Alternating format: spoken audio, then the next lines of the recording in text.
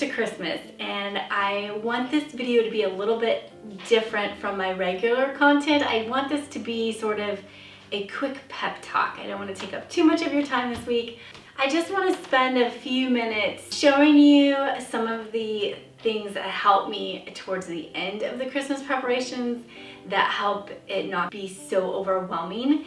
And if you're like me, it feels like, you know, you get through Thanksgiving and then it's like the gates open for the racehorses and everything takes off, and then before you know it, all of a sudden it's last minute gifts and, you know, all this, like only a few more days to get your stuff mailed, and it just comes really, really fast.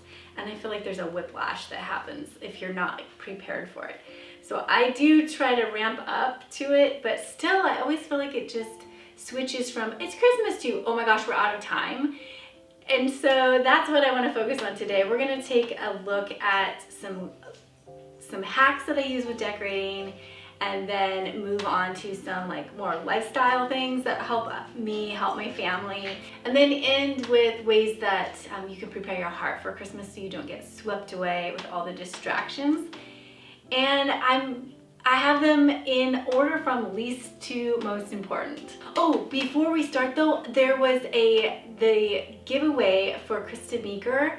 I have a winner, and she's already been contacted, but I'm just gonna share it with the rest of you. Her name is Pernille Christensen. Congratulations. You won a gift certificate to Krista Meeker's Etsy shop. I'm gonna have her contact you. So thanks for all of you that entered that drawing. We'll be doing more. I love doing things like that. Gifts are my love language, so there's gonna be more of those kinds of things. So back to decorating. I do think that you need to, just for your own sanity's sake, have a cutoff date for when you are no longer going to be decorating. It just needs to just be done at some point, and then you focus on the gifts and the food and the events and your people. So decorating is awesome. You know I love it. You know I'm all about decorating, but there needs to be a day, probably like write it on the calendar, we're done decorating. It is what it is. We got as far as we could go, and prioritize it. You know, you might want your tree done first, and then maybe something on the front door, something on the table, but have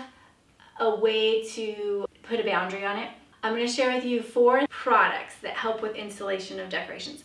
So the first thing would be command hooks. I mean, I even have a plastic command hook, one of those that looks metal, it's a silvery looking one, on my front door. And I pretty much have that one year round.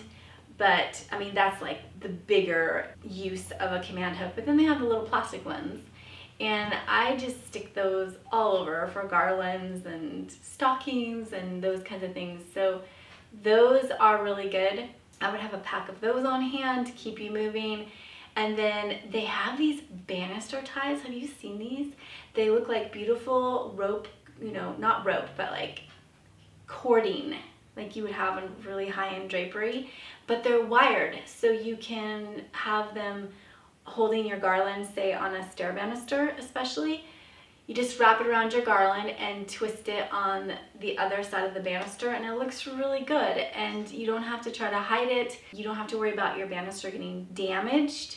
So I really like this product. My third item would be these plate hangers. They make them in England, and they are just round stickers that you get wet, and you stick them on the back of your plate or platter or whatever you want to decorate with, and then it has a ring and you can hang it on the wall. I've tried a lot of different things. I've done a lot of DIY with Gorilla Glue and paper clips and things, trying to get plates hung on the wall. And I especially like these because you can remove them and your platter or your plate is still usable. If you are trying to use plates for decorations on shelves that don't have that groove in the shelf that you can put the plate in so it doesn't slip, what I like to do is just a little touch of poster putty and this actually like stick it on the wall. It's just enough to stabilize it and not damage your wall.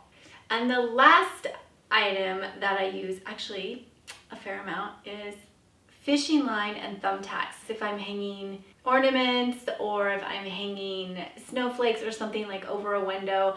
Actually, in this case, over my window seat, I did use velvet ribbon because I had a lot of it left over from Bespoke. And so I used a lot of velvet ribbon and just a thumbtack, and I just pushed it into the ceiling. That's all I did. Pretty simple, but I did get a lot of questions on that. The second part of this video has to do more with just lifestyle and how to keep balance within the month of December. And there's really two parts to this part of the pep talk, but the first one is just really thinking about when enough is enough. This concept of, you know, something's really fun, it's really fun until you hit this, there's this threshold and it's no longer as fun as it was. Do you know what I mean? Like if you're eating this amazing piece of cake and then after like bite number 6, you're like, I'm not really tasting it anymore. It doesn't have a like wow factor anymore. I just want you to pay attention to when that is happening for different events or different things that you just feel like have to be, you know, these traditions. It's really hard too when you have your traditions and you have your husband's traditions and then your own traditions and you're trying to bring it all together, and it's so overwhelming. And then both sides of the family want to see the kids, and you know, you're just traveling, and maybe you're traveling, and it just starts to just become so overwhelming. I think especially for the women, there's a lot of pressure on women this time of year to make it so incredibly magical, and it's just like, you know, do you have an extra 100 hours a week kind of a thing? So pay attention to when enough is enough. I mean, I even think about this with gift wrapping, you know, like, do you have to wrap every little thing that goes in the stockings? No, I don't. I don't wrap stocking stuffers. I mean, that's the kind of stuff that I think you should give yourself permission for. And instead of making that incredible cake, maybe you buy one that looks similar and you just add a couple finishing touches to it. I mean, that's like my favorite type of hostess trick, is buy a product and then dress it up somehow, but not having to do it all from scratch. And then maybe instead of a full-on like Christmas dinner, maybe it's just, you know, appetizers, or it's just desserts or drinks or something. Think of a way to still make it special but not like explode it. And I know you're like, Sarah, you're really like the worst at exploding things, which is true sometimes, but that it's more decorating. A lot of other things I'm like, yeah, that's like my husband's birthday is on the 22nd, which is always like I'm exhausted by the 22nd. So I made a note actually last year that I don't want to do a big birthday party on the 22nd. We are going out to dinner. Anywhere you want to go, babe, we're going out to dinner with the kids. And then if we have to do something later, we do it maybe in January. Anyway, that's the kind of stuff I think that you can have permission to do.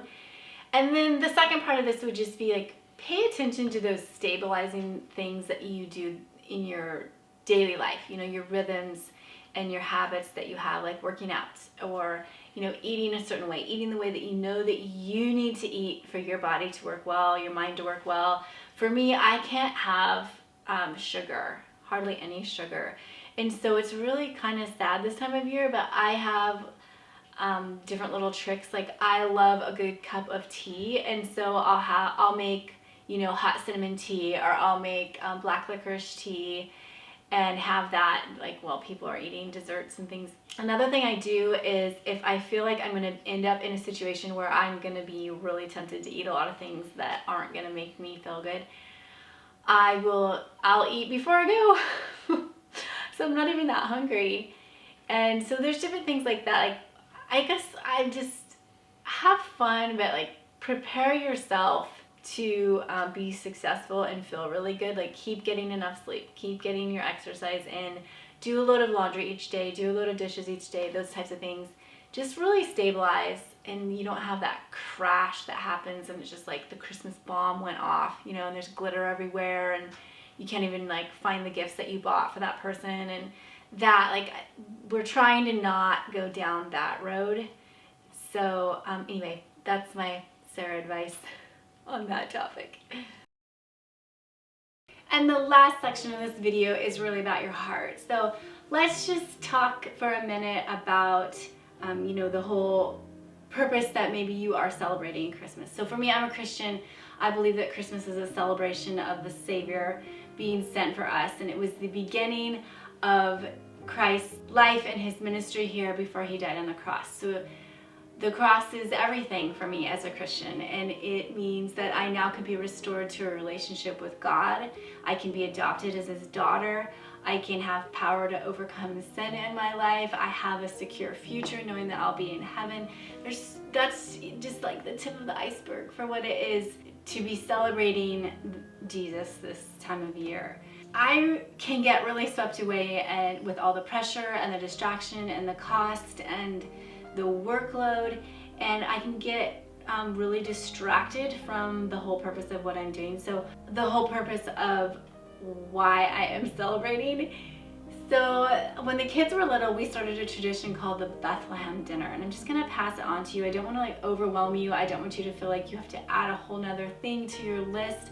But if there's pieces of this that resonate with you, I encourage you to start doing this, especially if you have children. It's something that developed over the years, so it started out simpler and it got fancier and fancier. But I'll just tell you where it's at now. So we have a tradition that on December 23rd, we just stop everything, cold stop.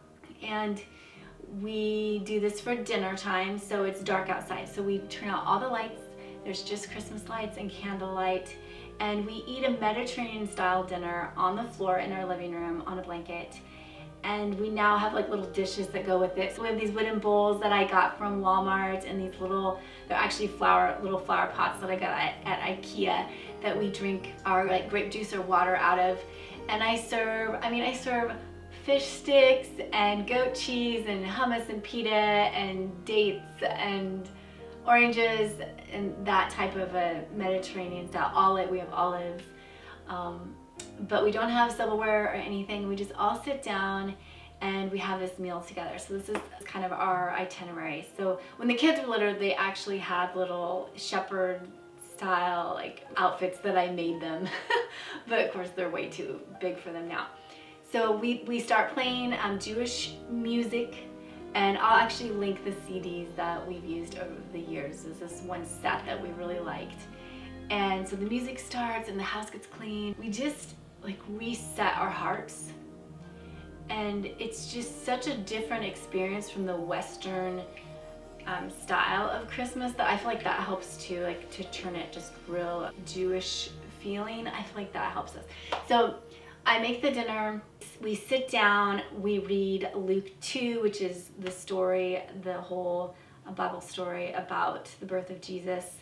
My husband goes around with a pitcher of water and a large bowl and pours water over our hands. And so it's supposed to kind of represent Jesus washing the disciples' feet, but we don't want to wash our feet, so we just did our hands.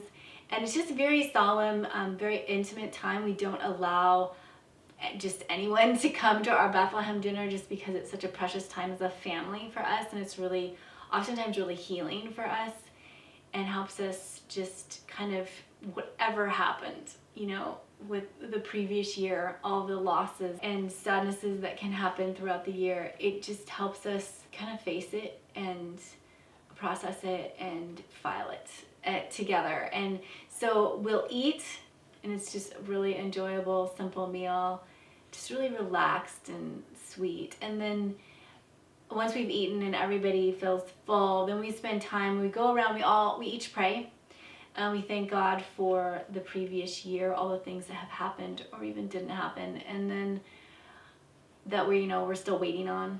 And then we each have a song. So we each offer our song that we had loved that year, a worship song, and we sing it together to God. And it's not a talent show, it's to God. And it's very unifying as a family and very rich, and it's just gotten deeper over the years as the kids have grown. And so I highly recommend implementing something like that in your home if this speaks to you. And if even if you're new to this idea of Jesus and that he's a savior and that he came to set us free from our sin, and I just want to pass that on to you. A lot of people love going to church on Christmas, myself included. And if it's just a once a year thing for you, I encourage you to take it to the next step and open your heart to what it would mean to live for Christ and to know him. And if going to church, even that alone is something that freaks you out, like you have past hurt. I mean, I have hurt. I have a lot of hurt from churches. And yet that's not who God is. That's different. And we don't want to throw the baby out with the bathwater in that way. Or maybe you just feel guilt or shame, or like, I just don't know. I don't know, like, I don't know how to do this. I don't fit in this culture or something. I just encourage you, just go where you're at and just go for him, and go and be open to what he wants to say to you and do in you, and turn off those other voices that are telling you you're not good enough, or this can't work, this isn't real, or this can't work. I just want to put that out there for you this year. And I am actually not going to be on here next week. I'm going to be resting. I'm going to be preparing for the new year and all the things that I want to do with She Holds Dearly. And so I'm just going to take one more thing off your plate. You don't have to watch another video next week. And I don't have to make one. So I just pray just a peaceful, beautiful Christmas for you this year. Thank you so much for being part of this community, for supporting me and encouraging me, and for all your comments and just the way that we help cheer each other on and give each other advice, solve decorating problems and things. I just love, I love, love, love this group. And I know many of you personally now, and you are a treasure. You are my favorite people, besides my family. And I'm just so thankful for you, and I want to wish you a very Merry Christmas. I want you to rest and enjoy Christmas to its fullest, and I will talk to you in 2 weeks. All right, take care. I'll talk to you soon.